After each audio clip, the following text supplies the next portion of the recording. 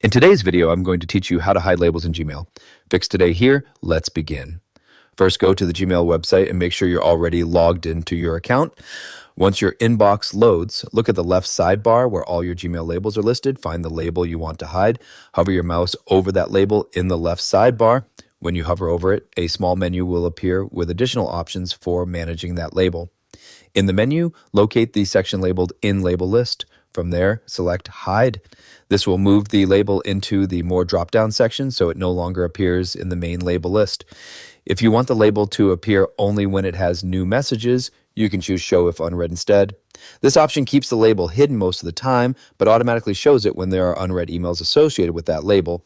Alternatively, you can also make bulk changes through Gmail settings. To do this, click the gear icon in the top right corner of Gmail and select See All Settings. Once the settings page opens, navigate to the Labels tab at the top, then scroll down until you reach the Labels section. In this section, you will see options such as Show in Label List and Show in Message List for each label. To hide a label from the main sidebar view, simply click Hide next to the label you want to remove from the visible list. After you click Hide on a specific label, you will immediately see the change reflected in the left sidebar. The label will either disappear from the main list or move under the More section depending on how it is configured.